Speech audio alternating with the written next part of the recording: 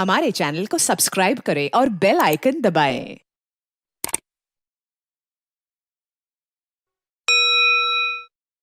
बिस्मिल्लाहिर्रहमानिर्रहीम जी।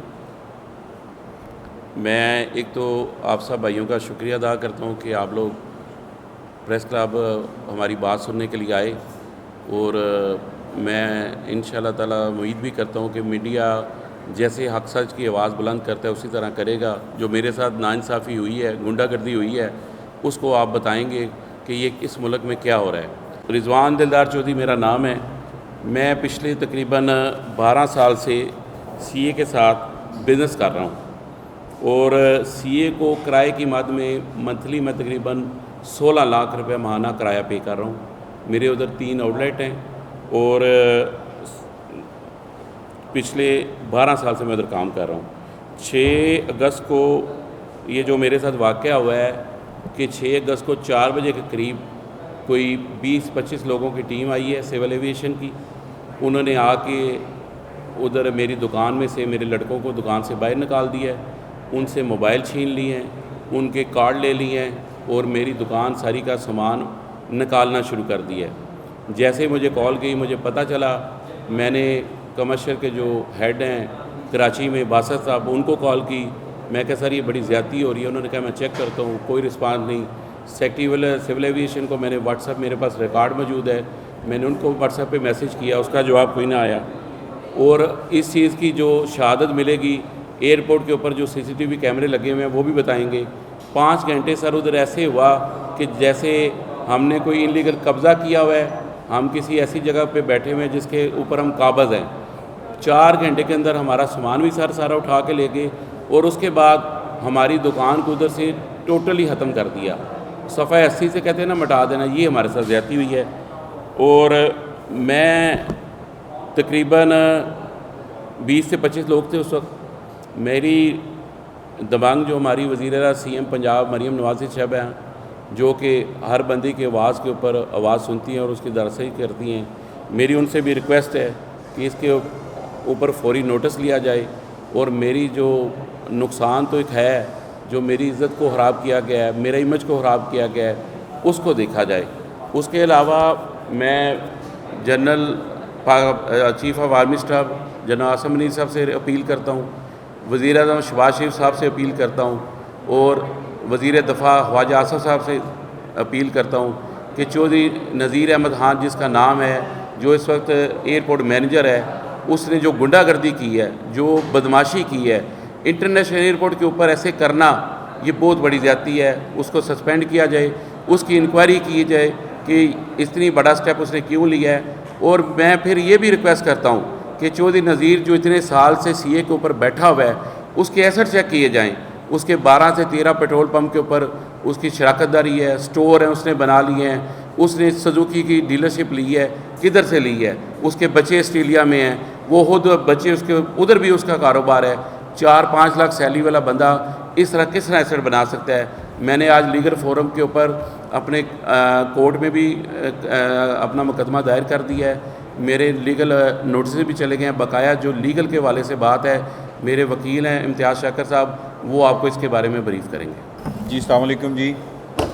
ये एग्रीमेंट जो है 13 अप्रैल 2022 को हुआ, और अभी तक स्टिल इन वैलिड है, और इसकी वैलिडिटी जो है वो 25/1/2027 तक है। एक एग्रीमेंट इंटैक्ट होने के बावजूद जो है एयरपोर्ट मैनेजर साहब ने बदमाशी और गुंडागर्दी की इंतहा करते हुए अपने 20-25 बंदे लेके आए हैं, गुंडे लेके आए हैं, हम गुंडे कहेंगे उन्हें, उनके एम्प्लॉयज़ नहीं है, ज़ाती गुंडे लेके आए हैं। उन्होंने लड़कों के मोबाइल छीने हैं, उन्हें महसूर किया है, इलीगल कन्फाइनमेंट में रखा गया उन्हें। 5 घंटे ये बंदा कार्रवाई करता रहा है, और इसके जितने भी प्रूफ्स हैं, अगर आप देखेंगे सीसीटीवी कैमरा जो है, सीसीटीवी कैमराज जो हैं, आप इनके जिस टाइम निकलवाएंगे, उनकी रिकॉर्डिंग्स निकलवाएंगे, तो उसके अंदर ये गुंडे अपनी कार्रवाई करते नज़र आएंगे। एक स्ट्रक्चर जो हमने बिल्ड किया है, उसे रेनोवेट किया है, एक बंदा जो है 10 करोड़ रुपए की इन्वेस्टमेंट लेके आता है इंटरनेशनल मार्केट से मतलब करने वाला बंदा जो है, इंटरनेशनल मतलब बिजनेसमैन है, वो पाकिस्तान में इन्वेस्टमेंट करता है और उसका कोई तहफ़्फ़ुज़ नहीं है। एक बंदा इस एग्रीमेंट के अंदर ये वाज़ह तौर पे लिखा गया है कि 1 माह का नोटिस होगा, 1 माह के नोटिस के बाद आपको कोई भी डिस्पोजेशन करना है, एग्रीमेंट कैंसिल करना है इस एग्रीमेंट के तहत जो इनका ही हुआ है। अगर सीए को अपने लिए और सीए का अपने लिए जगह चाहे तो वो मतलब करेगा, लेकिन इन्होंने इंटैक्ट होने के बावजूद विदाउट एनी नोटिस बदमाशी और गुंडागर्दी की इंतहा करते हुए इंटरनेशनल एयरपोर्ट पे, पाकिस्तान का इंटरनेशनल एयरपोर्ट है, उधर करते हुए सीएम पंजाब साहिबा से भी रिक्वेस्ट करूँगा वो अपनी कार्रवाई करें कि एक सूबाई दारुल-हुकूमत में उनकी नाक तले ये कार्रवाई हुई है और वो हर जगह नोटिस लेती है। मैं उम्मीद करूँगा कि वो ज़रूर जिस तरह की दबंग हैं वो लाजमी अपने इस चीज़ का नोटिस लेंगे। और इसने ये कार्रवाई की है और सिर्फ अपने बंदों को नवाजने के लिए, जो चाशनी वाला जो है उसको अकामोडेट करने के लिए, उसको फ्रंट पे लाने के लिए, मेरे भाई को, मेरे क्लाइंट को, चौधरी रिजवान साहब को नुकसान पहुंचाने के लिए, जिनकी 10 करोड़ रुपए की इन्वेस्टमेंट है, 16 लाख रुपया किराए की मद में दे रहे हैं, एक ह्यूज रेवेन्यू सीए को दे रहे हैं। और सीए का कार्रवाई आप चेक करें कि वो शायद जो नज़ीर अहमद है, जो एयरपोर्ट मैनेजर है, वो ना सिर्फ अपनी जेब बनने रहे, वो कहते हैं ना जी अपनी एक बोटी के लिए बकरा ज़बह कर रहा है, वो बकरा ज़बह कर रहा है, पाकिस्तान को उसने बकरा बनाया हुआ है। एक अपनी बोटी के लिए, सिर्फ अपने बंदों को अकामोडेट करने के लिए वो सीए को नुकसान पहुंचा रहा है। जिस जगह वो शिफ्ट हो रहा है 5 लाख रुपए का कॉन्ट्रैक्ट है, उसने कॉन्ट्रैक्ट कैंसिल करवा दिया है। हम जो 6.5 लाख रुपया किराया दे रहे हैं हमें उसने डिस्प्लेस कर दिया है। हमारा जो 1.5 करोड़ रुपए का सामान है पता ही कोई नहीं हमें किधर है, किसके पास जाएं, हम किससे फरियाद जाके करें कि हमें पैसे दें, हम किसके जाए। एक बंदा जो इन्वेस्टमेंट करता है उसका कोई वारिस ही कोई नहीं है पाकिस्तान के अंदर, किससे जाके फरियाद करें। मैं वो इल्तिजा करूंगा एक बिजनेसमैन को, जिस तरह चीफ ऑफ आर्मी स्टाफ ने कहा था कि सेंड मैसेज टू वडेरा, इनका मैसेज भी जाना चाहिए कि माफिया को, कि आप माफिया अगर हमारे किसी बिजनेसमैन को, किसी इन्वेस्टर को तंग करेंगे हम आपको छोड़ेंगे नहीं। हम उनसे इल्तिजा करते हैं कि ये किया जाए। अब इसमें देखें उसका ब्लंडर आप चेक करें कि उस बंदे ने फायर एक्सटिंग्विशर जो है आग बुझाने के हालात इंटरनेशनल एयरपोर्ट के अंदर उसे कवर कर दिया उसने, सिर्फ अपने चाशनी वालों को अकामोडेट करने के लिए। उसके तस्वीर हमारे पास हैं, ठीक है, हमारी जगह को डिमोलिश कर दिया। और सिर्फ अगर खुदा ना खास्ता कोई मसला हो जाता है, अगर कोई कार्रवाई हो जाती है, आग लग जाती है, तो वो कैसे अकामोडेट होगा, उसे कैसे आग बुझाई जाएगी। चाशनी को उसे अकामोडेट किया है, उसके इन्वेस्टमेंट हैं, 12 उसके पेट्रोल पंप हैं, अरबों रुपए के सासे हैं, ऑस्ट्रेलिया उसके बिजनेस हैं, उसके बाद बेटा उसका उधर काम कर रहा है, इधर उसके सुपर स्टोर्स हैं, कनाल है की कोठी, 4 लाख रुपए का, इसे सासाजात साबित तो करें। 4 लाख रुपए की सैलरी के अंदर वो किस तरह करोड़ों रुपए के सासे बना गया है, एक कनाल की कोठी किस तरह बना गया, किस तरह वो मैनेज कर रहा है। फिर उल्टा हमें थ्रेट कर रहा है कि भाई तुम्हारे उधर 2 दुकानें भी हैं, इंसान बन जाओ, मैं तुम्हारी दुकानें बंद करा दूंगा, मैं तुम्हारी एक दुकान गिराई है, मैं तुम्हारी दोनों दुकानें गिरा दूंगा, मैं तुम्हारा बिजनेस सोर्स ऑफ इनकम बिल्कुल बंद कर दूंगा। तो हमारी, फिर मैं इन शॉर्ट सम अप करता हूँ इस चीज़ को कि हम सीएम पंजाब साहिबा जो है, हमारी मरीम नवाज साहिबा, अब हमारे प्राइम मिनिस्टर साहिबा, प्राइम मिनिस्टर हैं जो शहबाज शरीफ साहब, और हमारे चीफ ऑफ आर्मी स्टाफ हैं आसिम मुनीर साहब से, उनसे कहूँगा कि पाकिस्तान में इन्वेस्टमेंट तभी आएगी जिस टाइम आप हम बिजनेसमैन को, हमारे बिजनेसमैन को तहफ़्फ़ुज़ देंगे। अगर आप इन्हें तहफ़्फ़ुज़ नहीं देंगे तो पाकिस्तान से बंदे बददिल हो रहे हैं। और हम इनसे कहेंगे कि इस चीज़ को इतना स्ट्रिक्ट मैसेज जाए, उस बंदे को मुअत्तल किया जाए, मुअत्तल करके उसके खिलाफ स्ट्रिक्ट एक्शन लिया जाए। और इसकी जितनी भी दाद रसी हो सकती है, 3.5-4 करोड़ रुपए का इस बंदे का नुकसान है, और उससे हरासा किया जा रहा है कि भाई तेरी जो 2 दुकानें हैं वो भी हम बंद कर देंगे, उसको तहफ़्फ़ुज़ दिया जाए और उस इतना स्ट्रिक्ट मैसेज जाए कि आइंदा किसी की जुर्रत ना हो कि एक बिजनेसमैन है उसे तंग किया जाए। जज़ाकल्लाह जी, मेहरबानी।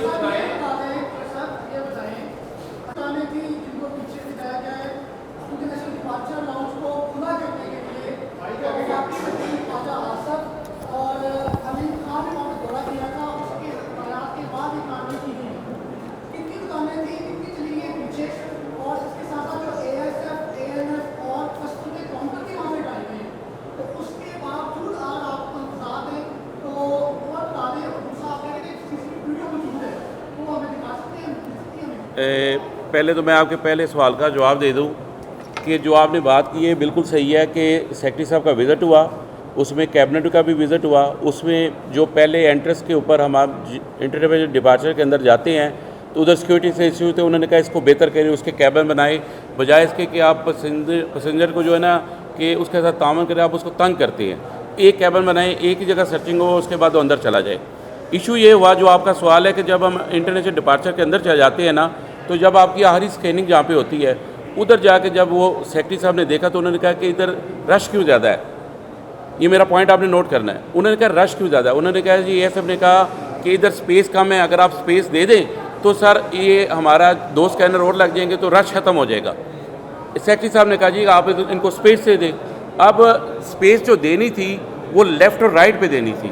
राइट साइड पे सर 2 दुकानें थी, एक हैंडीक्राफ्ट थी, एक मेडिकल स्टोर था। राइट साइड पे जिसका पूरे एयरपोर्ट को पता है, कहते हैं लोग सवीनियर जिसको ऑब्लाइज किया गया पहले दिन से, उसके टेंडर पे भी मैनोपेट करके उस वक्त किसी को आने नहीं दिया गया, वो दोनों दुकानें होनी थी। पहले दिन एपीएम नज़ीर ने उसको 2 दुकानों को 3 दिन का नोटिस दिया और उनको कहा कि आप दूसरी साइड पे शिफ्ट हो जाए। 3 दिन बाद फिर सेक्रेटरी साहब का विजिट हुआ, उन्होंने कहा ये साइड क्लियर होगी, ये क्यों क्लियर नहीं हुई।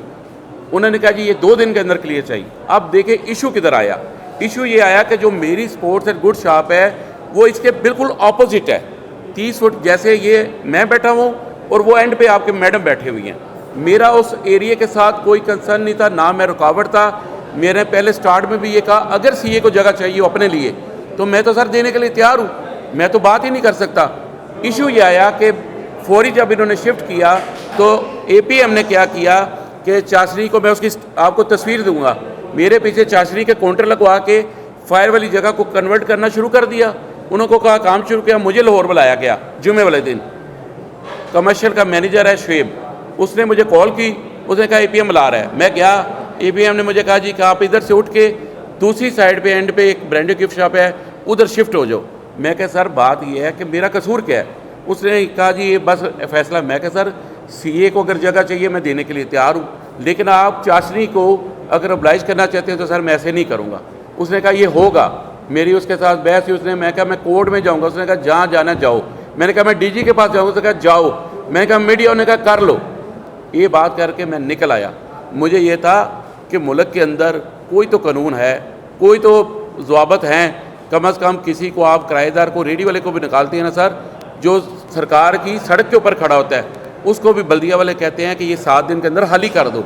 मैं सर उसके बाद मुझे कोई नोटिस, उससे पहले भी सर मुझे रिटर्न कोई नोटिस नहीं है, ऑन रिकॉर्ड कह रहा हूँ। ना कोई मुझे कहा गया है। सर मंगल वाले दिन शाम को 4 बजे करीब मेरे लड़के कॉल करते हैं, एकदम ये अटैक हो जाता है।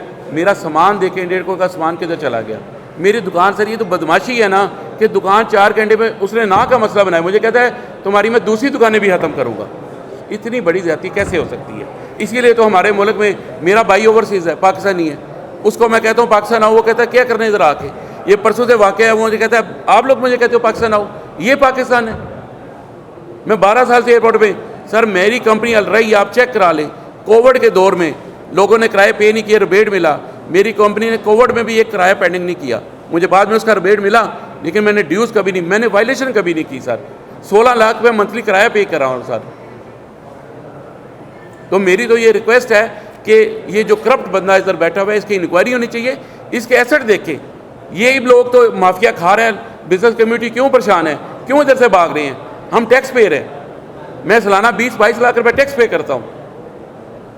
ये बता दें कि नज़ीर अहमद का आज क्या इतना पर्सनल होने की क्या वजह है कि उसने आपकी जगह दूसरी साइड पे होने के बावजूद जो है वो चाशनी वाले को देने की वजह से मतलब आपके साथ पर्सनल हो गया। सर वो चाशनी के साथ पहले दिन से मैं बता रहा हूँ, एयरपोर्ट के ऊपर ये बात है कि उसका शेयर है, उसके तल्लक है, उसने अपने तल्लक को वो कहते हैं ना पूरा बढ़ावा दिया है। और जिस तरह का देखे ना इंटरनेशनल एयरपोर्ट के ऊपर ये इस तरह की गुंडागर्दी हुई है, मैं तो फिर मरियम नवाज साहब से रिक्वेस्ट करूँगा, वो वज़ीर आला हैं, उनको देखना चाहिए, इस पर नोटिस लेना चाहिए, इंक्वायरी बिठानी चाहिए, इसको सस्पेंड करना चाहिए। और इसमें मैं अपने भाई का जवाब दूंगा। मेरे भाई ने सवाल किया है कि आया क्या हुआ है। कोई भी देखें, ये एक डॉक्यूमेंटेड फॉर्म में है, और जिस टाइम डॉक्यूमेंटेड फॉर्म में हो एक बंदा इन्वेस्टमेंट करता है, इसमें मेंशन्ड है, क्लियरली मेंशन्ड है कि अगर इन्हें चाहिए, सीए के लिए चाहिए, इसका बाकायदा स्ट्रक्चर का हमारा नक्शा पास है। विदाउट, आप देखिए इंटरनेशनल एयरपोर्ट है, अगर उसका नक्शा पास ना होता तो हम उधर कैसे बैठ सकते थे। हम गुज़िश्ता 12 साल से काम कर रहे हैं, 2022 से मतलब एग्रीमेंट हुआ है, 2-3 साल से इंटैक्ट है, एग्रीमेंट चल रहा है, तो हमें बगैर नोटिस दिए हुए आप इतना, हम कहते हैं आप कार्रवाई करनी चाहते हैं, आप लीगल कार्रवाई करें, आपको लीगल डॉक्यूमेंट लेके आते हैं, हमसे कहते हैं कि हाँ जी ये डॉक्यूमेंट है आपके पास, आपको रिजवान साहब हम इधर से मूव करना चाहते हैं, इधर से शिफ्ट करना चाहते हैं, डॉक्यूमेंट लेते हैं। हमारा डिमांड क्या थी, हमें को लीगल फॉर्मल में लेके आए, लीगल फॉर्मेलिटी पूरी करें तो हम उसके मुताबिक चलते हैं। उन्होंने लीगल फॉर्मेलिटी पूरी नहीं की, उन्होंने गुंडागर्दी दिखाई है। हम उस गुंडागर्दी के खिलाफ इधर आए हैं कि वो गुंडागर्दी बंद होनी चाहिए। हम ये नहीं तकाजा कर रहे, अगर उनकी कोई फॉर्मेलिटी है, अगर ख्वाजा असद साहब को या सीए को कोई डॉक्यूमेंट के थ्रू आते तो हमें कबूल था, हम तो अभी भी कहते हैं हम कबूल था, लेकिन गुंडागर्दी नहीं चलने देंगे।